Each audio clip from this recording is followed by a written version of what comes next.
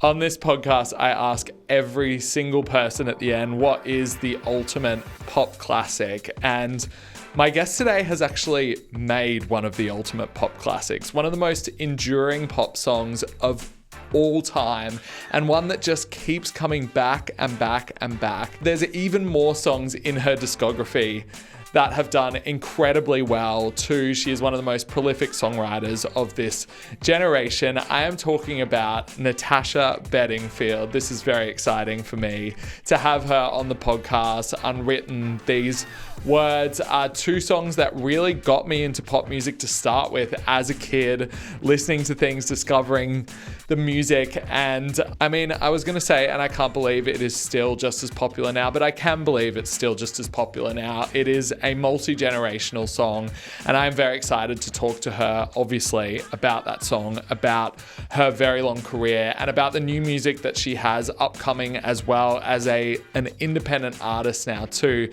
Natasha Bedingfield on the Pop Pod. Before we get started, if you like what you're hearing, make sure you follow or subscribe to this podcast, rate it 5 stars. It really helps with our visibility. And you can follow us on Instagram. This is Natasha Bedingfield on the Pop Pod.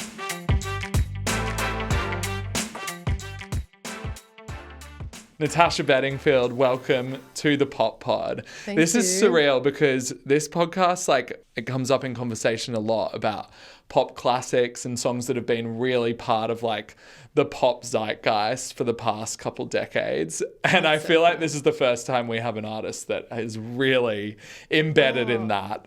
So your this show is very is exciting. Iconic in itself, I just have to say. Thank you. It's beloved, and it's so amazing to be here. Thank you. That's really nice to hear. But I don't even know where to begin with this because we have so much to cover. Yes. There is obviously from the start of your career to right now, there's a lot to unpack. But yes. I kind of want to start at now, at what we're doing right now in this present moment, which is starting to roll out new music. And I wonder from you, how does the feeling ever change for you releasing music? Oh, that's a good question. I think it's always a little bit the same, of that feeling of excitement mixed with that uncertainty, not knowing, or that feeling also that when you're sharing music, you're showing something that was kind of just yours, and suddenly you're giving it to other people and it's theirs. Yeah.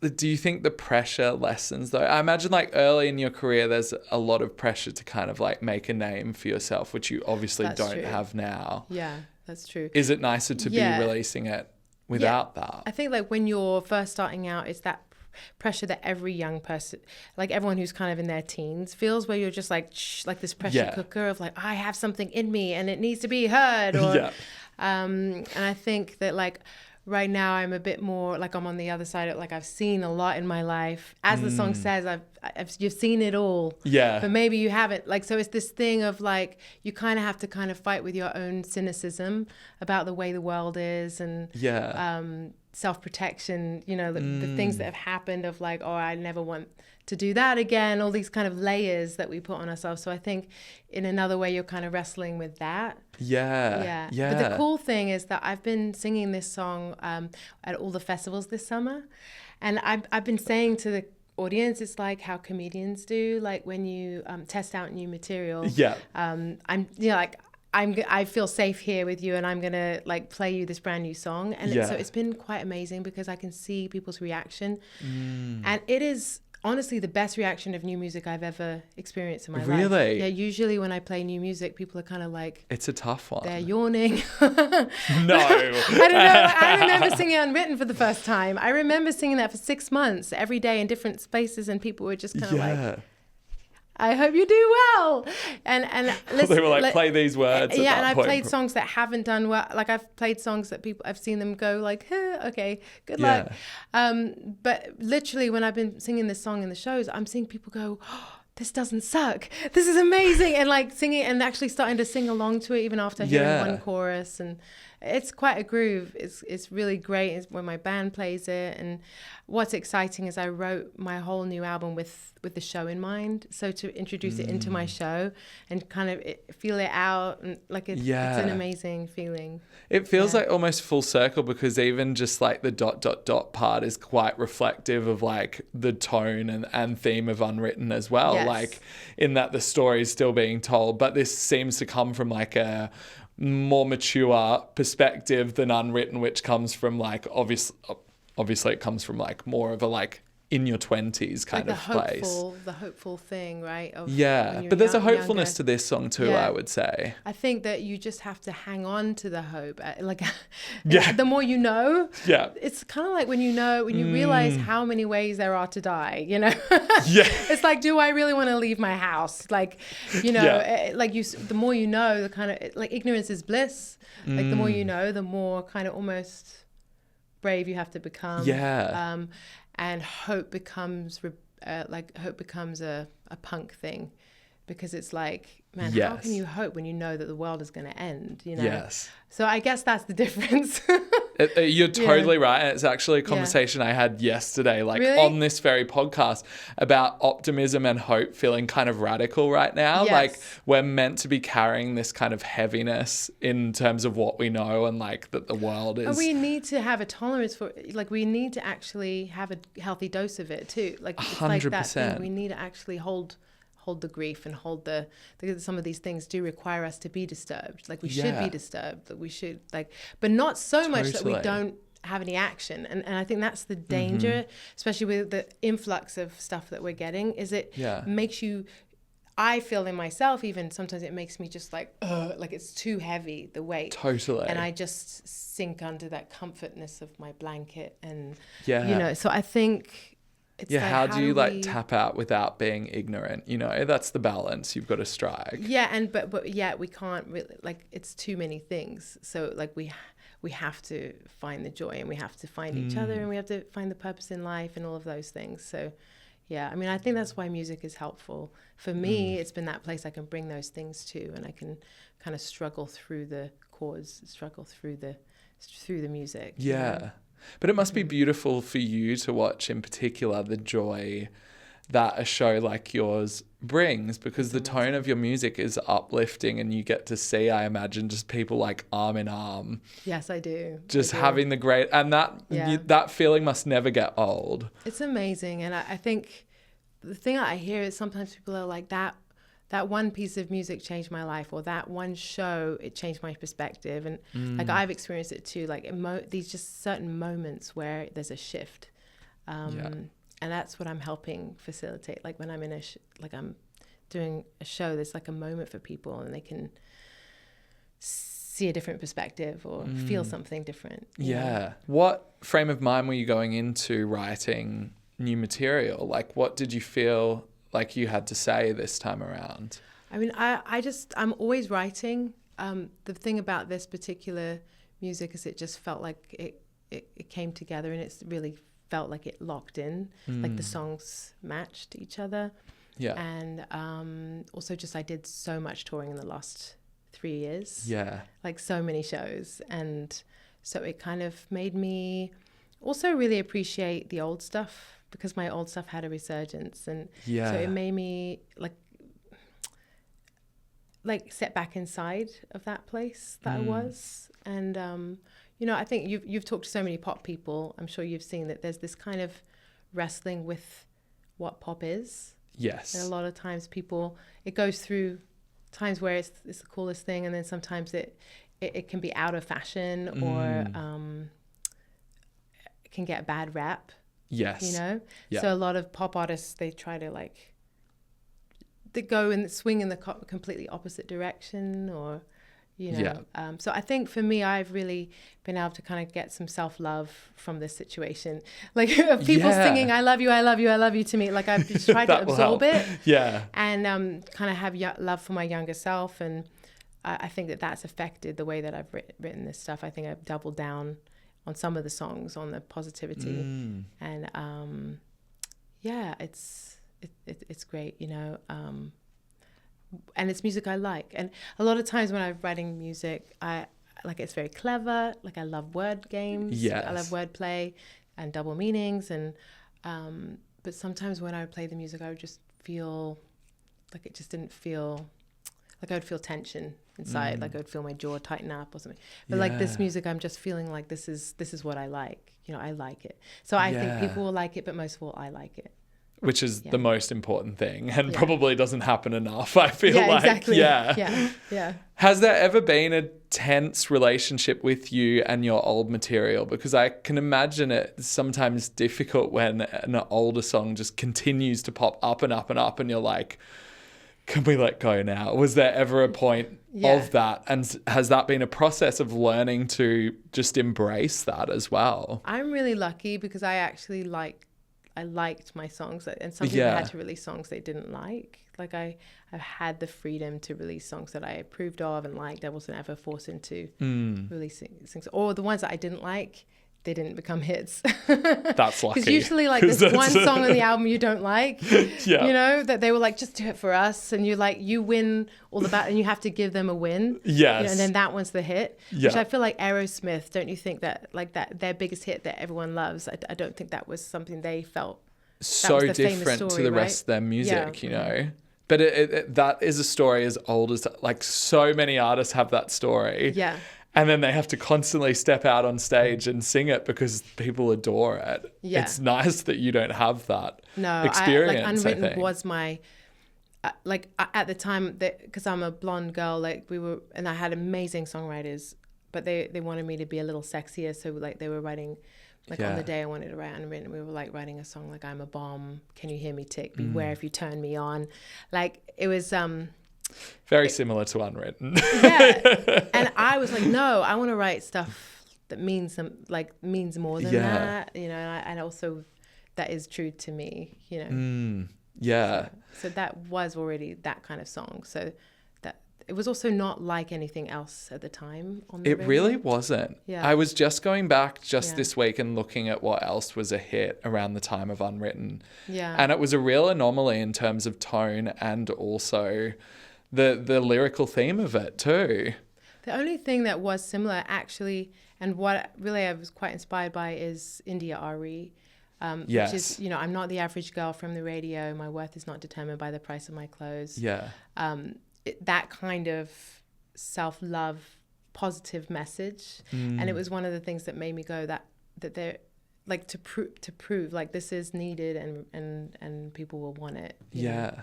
Unwritten just has such an interesting journey that it's been on. 1.8 billion streams now, not to get nearly into 2 billion. Nearly 2 billion, which is crazy. But I grew up in Australia and These Words far outperformed Unwritten. Yes. Unwritten was like a pretty moderate hit and there, but too. These Words and single as well. They were huge in Australia. Yeah. Yeah, and so it was interesting to me when I remember it was on the hills, obviously. And then I used to track the American charts and I was like, this is crazy. Unwritten is the one here, but it wasn't in the UK and it wasn't in Australia. In the UK for the longest time, it was single. Pocketful of Sunshine wasn't even released in England.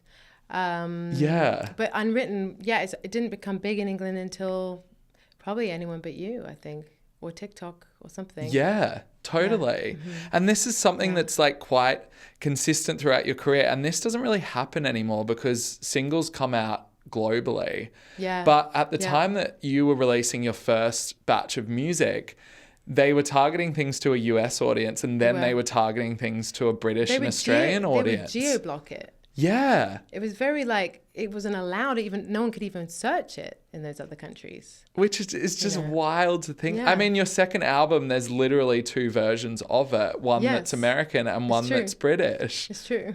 And they would make 2 music videos too. Yeah. Yeah. It's crazy to think of the difference in market is crazy when we've kind of become so homogenized now in terms of culture, particularly Australia, the UK and the US. I mean, the world is information is now shared, which is a really cool thing actually. Was that experience of particularly on your second album of releasing 2 different sides of it, how was that for you? It was interesting because my second album, it wasn't as big of a success as the first. and so the American album, they put quite a few new songs on. Yeah. And that's when Pocketful of Sunshine was written, and Love Like This. So that kind of rescued everything, actually, in terms of like keeping everything going. Because Pocketful of Sunshine still is huge. Yeah. Right now it's nearly at 1 billion as well. So it's Unwritten, and then Pocketful of Sunshine is... Well, These Words was really big last These Words, year, yeah. because that started trending. This must be wild for you to just see this happen, because it's not something you're intentionally doing. Yeah, I've had friends be like, you have to get, this is like 5 years ago, but they're like, you have to get on TikTok because this is happening. They're all talking about these things. Everyone's doing songs to it. And so, yeah, I'm just along for the ride. You know, I'm just part of it. Just watching it happen. Yeah, I love it. The but it crazy really thing is the message of Unwritten, because like these songs are never finished. Like they're always being changed. Yeah. You know, I think even today I saw these two DJ sisters have just redone Unwritten, and they're re-singing it and stuff. I don't know. Really? It's just like everyone just does their own The song thing. has a life that's like so far beyond you now, which must be wild to see. It's my best case scenario. Yeah. It's like I grew up with it, and it was such an like integral part of me growing up. And I remember it was like an anthem when we all kind of like finished school sort of thing. Really? And now to see that your biggest demographic, once again, is 18 to 24-year-olds is it's wild. It's not a nostalgia thing. It's them genuinely like grabbing onto. It's them going, you wrote that song for me. 'Cause Yeah. it's like, that's what it's about. I mean, isn't that cool? It's so cool. And that's kind of like the essence of great songwriting, like for it to be timeless. I think there are some songs that don't need to be timeless, and they're great in that they reflect a very specific moment. But the cool thing about Unwritten is that it is so timeless, and it is so like, it can appeal to any sort of generation. And we could be talking about this in 50 years' time in the same way, so. You know? That would be nice, wouldn't it? Is there a song of yours that you would like to have the same kind of resurgence that Unwritten, These Words, Pocketful of Sunshine has had? I just want to write I just want to release new stuff now. So like the old songs, I see all my songs as living beings. They're like my kids. So I like want those songs to give me permission to like release some new stuff too. Like there's almost like, I won't forget about you. Like, don't worry, we'll still sing you. Yeah. Like I'm the artist. I'm not going to not sing my new songs. Like I'm not going to not sing my old songs. Yeah. I mean, but I want to be creative. I want to keep growing, you know? Was there ever a point at which you didn't feel creative? Because it has been a while since you've released an album. No, I mean, I've always been creating. I just haven't always been releasing. Yes. You know? Yeah. Yeah. And is the reason for that just waiting for the right time, or? Yeah, it's just the right time, the right team. You know, it's you just want to know that those songs, that you can really get behind them and believe in them, you know? Yeah. So, like, I just think you have to write, you just have to continually write until you feel that it is right, you know? Yes. How long ago was ... written? I wrote it in the last couple of years, like at the beginning of this whole process. Yeah. Probably like the beginning of 3 years ago. And I've just been like building on it. Is there something that you think you do now when you're songwriting or you're in the studio that you perhaps didn't do at the start of your career that you've learned? I think I'm just really more tuned to people's energy and how I feel around certain people. Yeah. And I just kind of listen to that, and I'm more confident. Who's inspiring you in terms of this podcast? Like, we talk a lot about inspirations throughout artists' entire career, but I'm interested for you, like right now in this moment, who inspires you, maybe not even from a songwriting perspective, maybe from a visual perspective or a live perspective. Well, I saw you had Lizzo on this show. Yes. And as soon as Lizzo's album came out, her very first one, I was like, that is my girl. Like, the way that she writes, the way that she thinks, that's like same school that I'm in. Like, there's a free flow there, and I see it in her. And a positivity in hers as well. Boldness. And, and also tongue in cheek, like not too serious. And that's how I write. So Yeah. like I love her. I love like I like I really love SZA. Yeah, love SZA. Yeah. And who else? I'm really let me think. I try not to listen to too many artists. I sound like a New Zealander while I'm talking to you, by the way, because I'm from New Zealand. Of course, so your Australian yes. is confusing me because your Australian accent's it's So it's triggering coming out now, my whole family talk a New Zealand accent, so it kind of comes out. I don't know if you can hear that. I love that. Let it out. We're just two. Let your Kiwi freak fly. An Oceania kind of like conference going on here right now. Yeah. But if you come from two different cultures, sometimes your accent changes, and people kind of like, they're like, "What are you?" Anyway. I get that. When I go back home, it really comes out to a way that it kind of shocks me now. But then my mum, I'll also call the petrol station the gas station, and she's like, "Uh-oh. What are you talking about?" People hate it when you change your accent, especially family. Hate it. Yeah, you have to be so careful if you start calling things the American names when you're back home. Have you mostly lived in America outside of New Zealand? I've been kind of juggling back and forth with England and America, but mostly I've been in LA, and more recently I'm in the East Coast. Yeah. I feel like you've got a nice hybrid accent. And my husband's American, and I have an American kid, and he loves America. Is your kid's accent quite American? American, and he is New York all the way. Like, he loves it. This is his home, and it's fun. Yeah. I've been thinking about this a lot, about how different music is from people who've come from that side of the world. Like, we've just got a different perspective on things, and I was thinking about it a lot with Lord's Solar Power, and there was like a little bit of a disconnect there, and I was like, this just really reminds me of like summertime in Australia. It just had that total vibe, and I was like, it's interesting that some people didn't catch that, and I was like, maybe it's a very certain like New Zealand Australian summertime vibe, because summer is Christmas, which is like, so weird to everyone. Yeah, they don't even think about that. Yeah, I love Lord. I have to say, I think she's truly amazing, and just thinks things through. Like, she owns her differentness. Totally, 100% embodies it, and I think that's really powerful. Just her own perspective, which I think is very championed in music now, but I don't think it was as championed at the time that you were coming through, because it felt like your voice was very singular, and something like These Words, I was like, oh wow, this feels like very charismatic and personal and a different take on pop music, which I don't think was really happening as much in pop at that time. There was more kind of like, how you look is how your music should sound.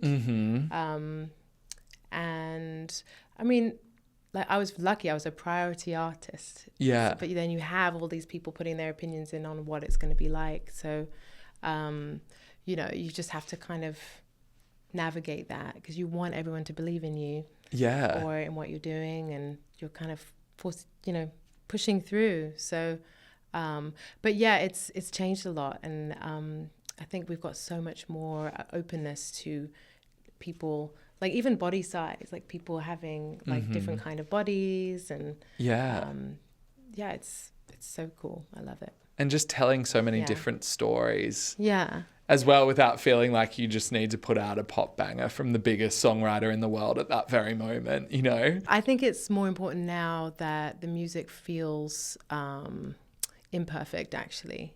So I think it's going to be tough for people to write bangers, because you really can get AI to write the bangers now. So this is a theme that's been coming up a lot in my conversations of people like purposefully writing a little rougher, producing a little rougher, so that people can see the humanity in it. Yeah, I mean, and isn't that I'm all for that. Like, I think that's but I think you've been doing that since the beginning, to be honest. Like, it's always felt like that, you know. For auto-tune, if you're an auto-tune artist. Like, I challenge AI to come out with these words, like, just do your best. Don't challenge it. Don't. Just ignore me. AI can just like overlook that. It's fine. What music was inspiring you to even get into music in the first place? Like, what music did you grow up with?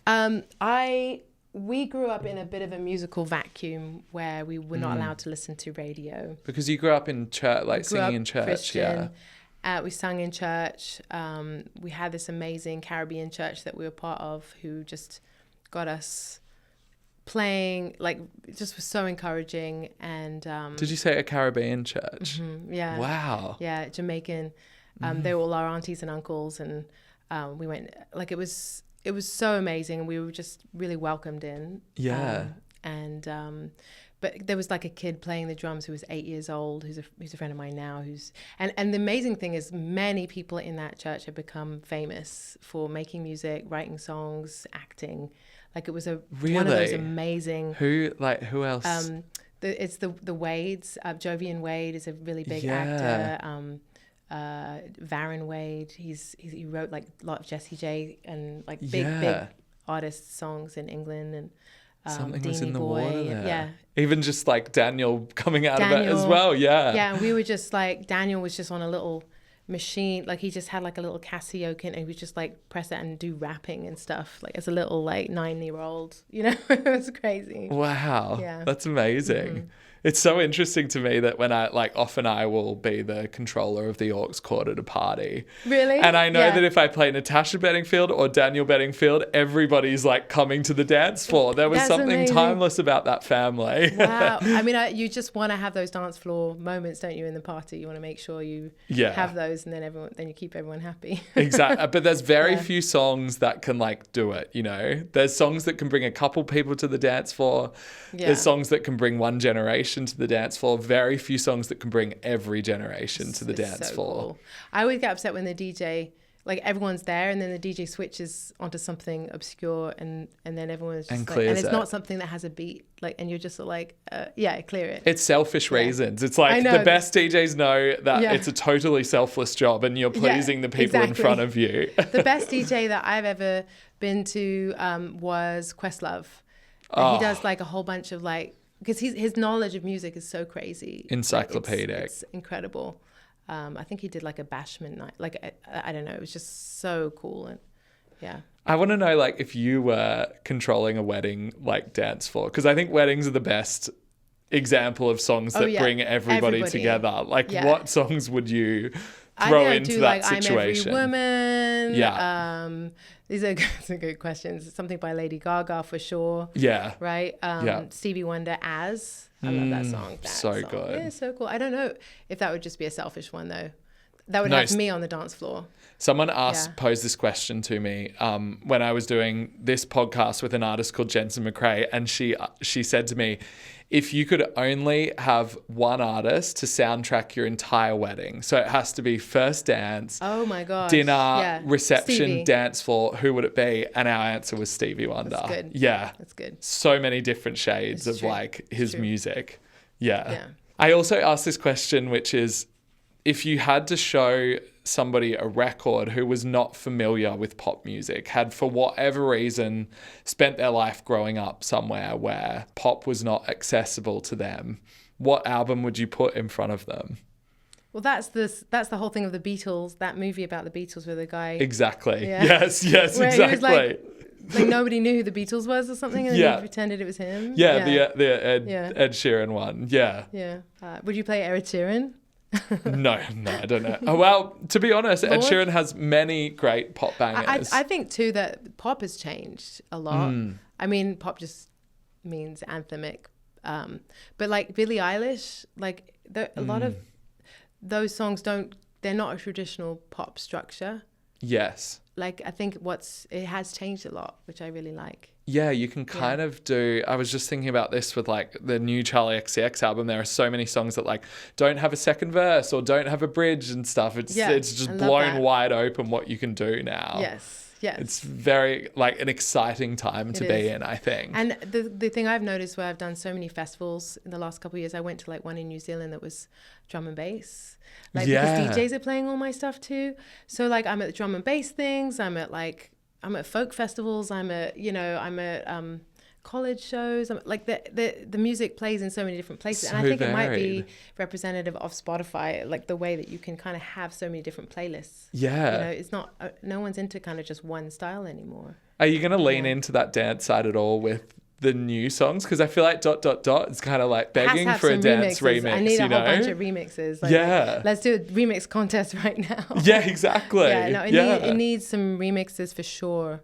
And also, like, I think like song. I like when like things can change and you can add in duets and features and Yeah, for a song to be malleable. I mean, Malleable, These Words, was good it just last year that it had a dance? with Badger. I mean, that Exactly. was so cool, right? Yeah. Yeah, and that happened because These Words was trending. And then this guy Badger, Uncle Badger, Yeah. he made this remix and he got all his audience. He was like, let's all bomb her. Like they all were sending him like hundreds and thousands of people. Yeah. Being like, you have to release this. So I introduced him to my label and they signed him. Really? Yeah. Wow, that's really cool. Yeah. And then, so how has it been for you, like leaning into the dance world a little bit and like appearing at these dancier I mean, I've always had dance festivals? remixes. I've always had like really big ones, but dance has become so huge. Yeah, Like dance massive. is the biggest thing now. So, I mean, I love it. I love garage. I love all of that kind of style of music. So Yeah. yeah, Because- Paris Hilton spins Unwritten. Yes, Yeah, exactly. it's That's really cool. I imagine you get sent videos all the time of like the places and spaces that your songs find themselves in. I do. I get the most random things. Like a lot of metalheads are into Unwritten. Like I mean, I don't think there's kids, any you know. type of person who's not into it, so it's not Like- surprising to me that but like people it always they always think I'm going to be surprised. Like they always tell me you might be surprised. Yeah. But my really tough nephew really like whatever. Yeah. I'm not surprised. Like I love it. Like, Yeah. I think it's great. That's really cool. Yeah. Do people come up to you and just like sort of sing Unwritten to you, or just like? I just get a lot of random late night drunk videos from people. I was gonna say do. that. Yeah. Yeah. Is that entertaining or? I'm just, I really, I think it's good. I don't know what to respond. Yeah. I don't know what to It's like respond. that's I'm like, maybe cool. for you now. You I know, think it's like that thing, like when you're on something, you always think it's more amazing than it really is. Absolutely, yes. Like maybe they should have waited till the morning and sent it the next, see if they'll send it in the morning. I'm not 100%. sure. I have a Yeah. video of me maybe having a couple too many wines and thinking with my friends that we were really harmonizing to Pumped Up Kicks really well. Exactly. We weren't a good harmonizing to song. Pumped Up Kicks at all very well. So you're a mum now. How does your kid respond to your music? Do you test new music on? Oh, Is it well, your son? Yeah. Yeah, he's 8. He's Yeah. amazing, and we're so close. Boys and their mums, like it's such a lovely age, I love it. It's a wonderful chapter in my life. Yeah. And I think, I'm at the stage where he really loves everything I do, and Yeah. I'm just loving that stage. So not a good person to test new music on because he's gonna love it no matter what. Yeah, I mean, I don't know. I just don't want to use him, so I don't test him. He's not your personal AR. Yeah, I just A&R. think Yeah. that my thoughts on parenting is just to provide for him, so I don't want to take from him, so I don't. Yeah. He's heard some of my stuff, but I don't really like. Yeah. Tell me. Yeah. Do new artists come up to you and like ask you for advice ever? And do you feel like you can give advice to new artists, or do you think it's just changing too much all the time? That's such a good question. You have some really good questions. Thank you. Yeah, I have to think I of do that. this It's for a job, amazing, actually. amazing. You're not even written anything down. It's really cool. No, I can't write yeah. anything down because then I stick to the script too much, and I feel like the conversations go in like nicer ways if we just follow the tide. I once know? did a talk show, and the talk show host had like I think it was Tyra Banks, and she had someone talking in her ear the whole time. So then when you're talking, they're not actually listening to the answer. They're just listening No, to they're the thinking of the next thing. question. Yeah. Which I think is quite Yeah. common because there's Yeah. certain answers you've got to It's get. live like, TV. I don't care, I mean, that's you know? stressful, isn't it? But I think the question you asked me was really good. Advice to new Oh, to new yeah. artists. I mean, I want to be here as a resource for people. Like I've seen myself as like big sister energy. So like whenever I meet new artists, that I'm always just like, look, I'm here for you, and and there's quite a few that we talk and we, but I love I love this idea of community with music. I don't see music as a competition. I don't like like this is better than that ranking music. Like I just think that it's just a wonderful way to express yourself, and it's a wonderful community. And you know, like one time I was on stage and I was talking about how amazing Adele is, and how I wish that I could be as funny as her. Like when she's singing, but then when she talks in between her songs, like it's so funny. So she's so entertaining. I actually went to see her and I was like, I would have paid even if you hadn't sung a single song. So she's brilliant at singing and she's funny. Like she's a double whammy, kind of like Lewis Capaldi also. So funny. I'm so jealous, actually. And so I think I said on stage, like, I wish I could do that. And I got off stage and one of my really close friends was like, you should never talk about the competition on stage. Like, I don't see, like, I don't know. No. Like, that's a different worldview. I don't see other artists as competition. Like, I really feel like that's my sister, you know? So maybe at a certain time in music there was like certain boxes that they would put you in, and it would be like, we have room for one singer-songwriter right now, we have room for one. That does happen in labels, right? Totally. Like, we have one blonde already.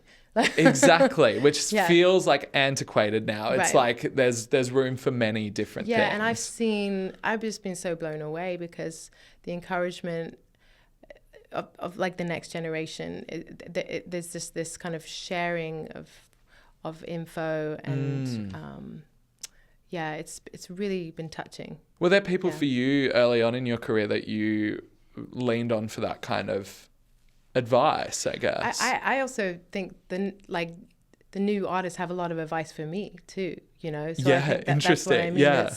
That's great. There was a shortage of female friends in the same industry who were sharing their advice. Open to give advice. Yes. I don't know if it's anyone's fault, but I think that the way that the labels had us working so hard that I don't think we actually came into each other's worlds that much. Yeah. At least for me, I was working so hard. Like I was working like sometimes 12-day weeks, and then I found out my manager was telling all the other artists, well, Natasha does it, so you should too. So just like pitting people and against I was like, each other. that's not okay. That's when I started to change, like a year or two in, because at first you're just so grateful, you know, and I could work like a machine, you know. And so they're like ka-ching, you know, and I'm like, yes, you know, I want to ride that train, you know. But then when I'm like realizing I'm being used as an example of like, you should all work this hard, that's not healthy, you know.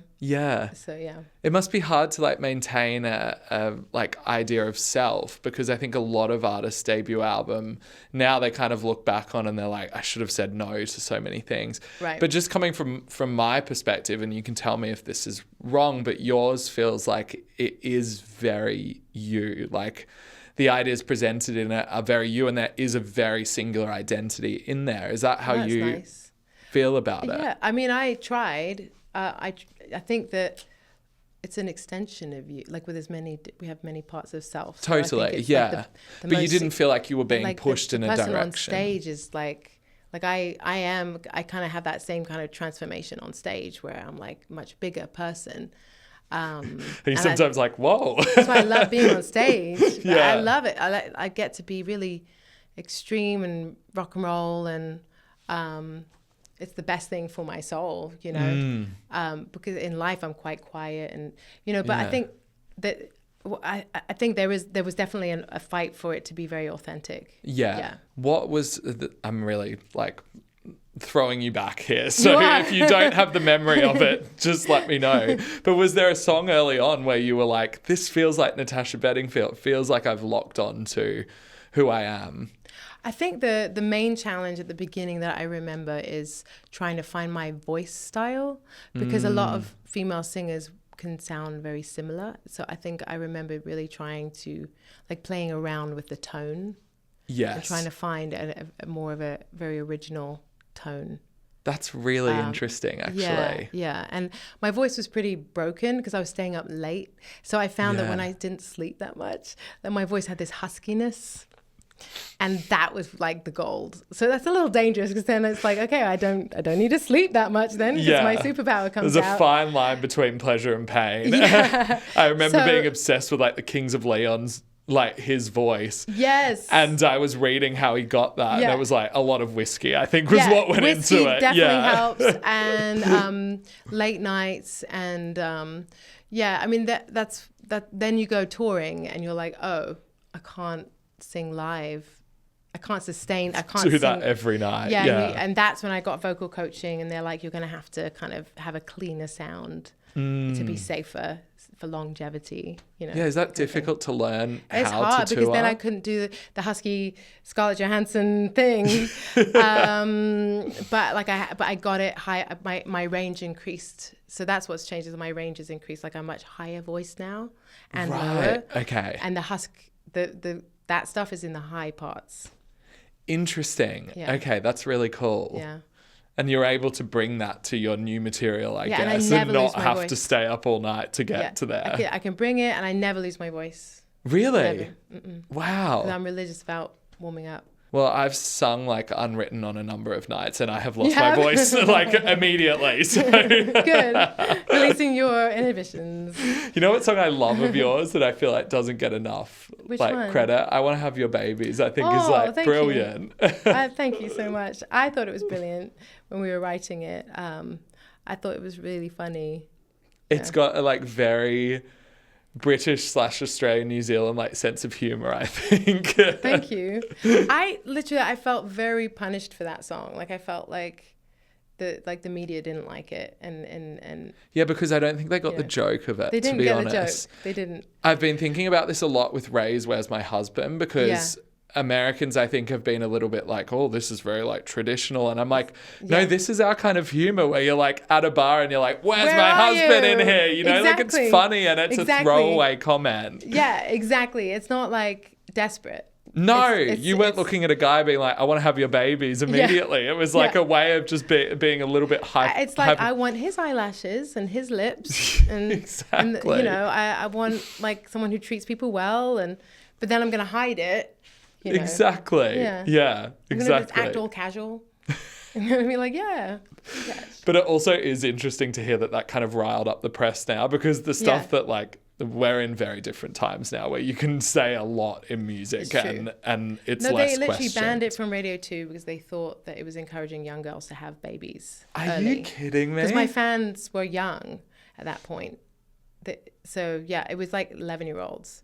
They just were scared of those kids, you know. Everybody just going and having a baby because like of teen that song. pregnancies. Yeah. It's crazy. Yeah. And then what was Soulmate was the follow-up? Yeah, so I sung Single was my first single, and I was like, ooh, how fun would it be to have a single called Single? Yeah. And I'd got sick of everyone going, poor you're single. And I was like, I'm loving being single. Yeah. But then after Single was a hit, and I sang it for so many years, and I realized that what you sing comes true. And somebody was talking about like how, or like, be careful what you write because it comes true. So like Britney was the example, like Hit Me Baby One More Time. Yeah. And Slave for You. And like those things Slave started for You coming is true. hard to hear now. Yeah, we started seeing those things. We're like, oh, that stuff is coming true. So I was like, oh, maybe I'm going to be single forever if I don't write another song. So I wrote Soulmate. And it worked out. And I was dating this guy, and he was at the music video, and the director kept on going, and it's Matt, who's my husband now, but I was trying to play it so casual, like I didn't really like him, like pretending I didn't like him. Yeah. And the director kept on being like, look at the camera is Matt. Like he kept on wanting me to sing to the camera, like to pretending that I'm talking to Matt, saying that he's my soulmate. And You're I'm like, kidding. no, I don't want him to think that I like him like that. You know, but anyway, that's my husband now. So yeah. That's crazy. Yeah, it's you so could have cool. sung I Want to Have Your Babies to him as well, and it was all that's coming true. Yeah. Yeah, but he wouldn't have been freaked out by it, and that's how you know it's the one, right? Yeah. Yeah. Have you found certain periods in your life to be easier to draw inspiration from when it comes to writing? Like, you know how people say that it's harder to write when you're happy, and I wonder if like you found it easier to write as a mother or like when you were single. I just love writing, and I it's more for me, it just ebbs and flows. I think it's easier to write when I'm writing with someone else. So that's the main thing. I love co-writing. If you could write with anyone, dead or alive, who would be in the room with you? right now it would be the people I wrote my album with: Fraser T. Smith, Camille, and I didn't know that you were writing with Fraser T. Smith and Camille. Lovely. That's and really cool. Brett Haight, who I wrote like 6 songs with, who just knew how to bring me out, you know. For people who don't know Fraser T. Smith and Camille, first of all, has written so many pop bangers in the UK, very like instrumental to Little Mix's success. Fraser T. Smith, an absolute legend whose Dave, Stormzy. Yeah. Yeah, he's so great. And Adele. Yeah, of course. How did you land on them? We wrote as a together team for years this? ago, and then we got connected again when I was in England, and we just hit like a current, you know. Does that feeling of like when you strike gold with people, does it almost feel like you're a new artist again? It feels addictive. That's kind of the part of songwriting that feels like gambling. Yeah. Because it's this very amazing energy that happens, and kind of magic. It feels like real magic. Totally. You know, so you're kind of like, if I show up, maybe the magic will as well. Yeah. You know, or the muse, as like all the writing books talk about. The muse will show up if I do. So yeah, there was some gold there, and I really fell in love with Camille. Like she's incredible. She got me out of my kind of usual. I asked her, like, I want to be pushed out of my normal melodies. So she wrote a song that was it's going to be really difficult to sing. Late nights and no sleep. It was very high and very low. So it's like I actually have to do some work to become a better singer. To reach it live. Or just pop the microphone out to the audience. No, it's a good trick. You'll hear it. It's really high and really low. So there's no way to move it anywhere else. Right. You know? Yeah. It's brilliant. It's a brilliant song. I'm so excited. And and then I wrote with this guy, Brett Haight, who's from a band called Friendship, which is an indie band. Yeah. And it has that this is quite a collection more of like people. Bon Iver and like McGee and all of that kind of stuff, where it's more like it's more on the edge. But that's really interesting because your work has always straddled a line between being pop and being like more alternative, a little bit more organic. Call it alt pop? Like, will people let me call it something different than pop? Like, can I call it It is alt pop. I think it is alt pop. Like, These Words is 100% an alt pop song. I think so, because I don't think that existed back then. No. Right? But I think like pop is more like, it's not really even the music I listen to.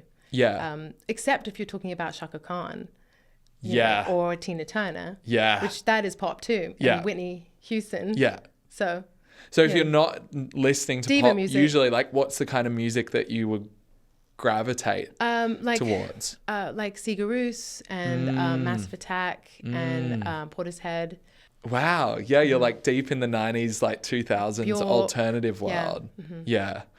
Bjork is like crazy. Yeah. What I I love... really like Rosalia's new album. Like, that was very exciting.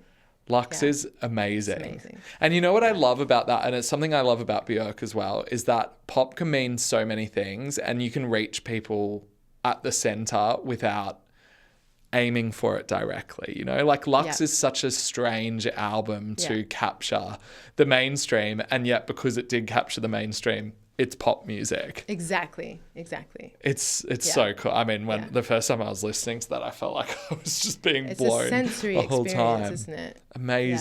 Amazing. I feel like we have to wrap this up very soon, but there is a question I ask at the end of every podcast, and I actually find this really funny to be asking this to you, because I do think that Unwritten is genuinely a pop classic. But the question I ask is, Natasha Bedingfield, what is the 10 out of 10 perfect pop song to you? We can talk through some different options. We can land at Unwritten. I really love the Sam Smith song with Disclosure. Like, I love Disclosure. I don't know. I guess, like you're saying, what makes something pop? I actually, I'm trying to find the words, but I also love Coldplay a lot. Yeah. Like, I think the Coldplay songs, if I'm allowed to call them pop, 100%, are perfect. Like, even like almost every song. Yeah. Like, this is why I mean, like, to you. It can mean, and I think pop music can mean so many different things. Like that whole album, Rush of Blood to the Head, like every song is gold. Yeah. Yeah. If I had to press you to land on just one song. Scientist. The Scientist. I think that The Scientist is, it's such a perfectly constructed song. It's similar to your songs in the way that you could take The Scientist and you could put a dance beat behind it. You could put any kind of beat behind it and it could still work. If I could be Coldplay one day, I would have made it. That's my goal. To be Coldplay. To be female Coldplay. When you grow up, you'll be Coldplay. When I grow up. Yeah. I liked how that video of when they were talking about we're going to be playing, was it Madison Square Gardens? Yeah. Like they were doing some serious kind of forward thinking. Manifesting. Yeah. Now they could play Madison Square Gardens 52 times in a row quite easily. Mm-hmm. Yeah. I love Latch though What I love about those shows too is you go beyond, like you're not thinking of the music as a product. You're going, I want an experience, and you have a sensory experience with your, like what you see, like the lights, the togetherness with everyone, that like, you know, so that's what I think all the best shows are. And that's what must be, this is like a really nice note to end on, I think, because people going to your shows, you know, everybody's going with a different experience. You've got people my age who have grown up with the song. You've got people who are 18 who are discovering your songs for the first time. For you as an artist, that must just be like lovely to think of, like, look out and see these faces who are all having these very individual experiences, but everybody's coming together. It is amazing looking out. It kind of feels like Where's Waldo sometimes. Yeah. When you look out in the crowd, because you can see so many different type of people. And there's always one person that's got their arm crossed.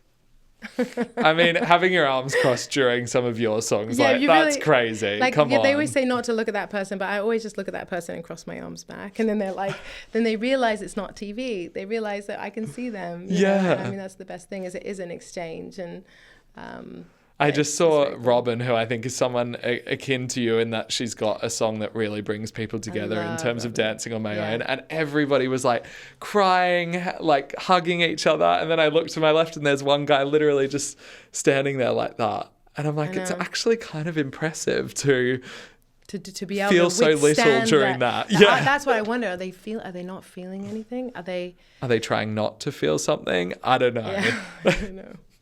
Next time you need to call them out and be like, I know you know the words to this, sing along. Let's go. This has been so nice, and it's such a pleasure for me to talk to you, and I'm really appreciative that you've given me your time, and I'm excited for everybody to hear the new music. We've talked about ... which is out now. Is there anything else you want to spruik while we're here? New music is coming. This album it's like a collection of those songs that go together, but it's a bridge to the next stuff.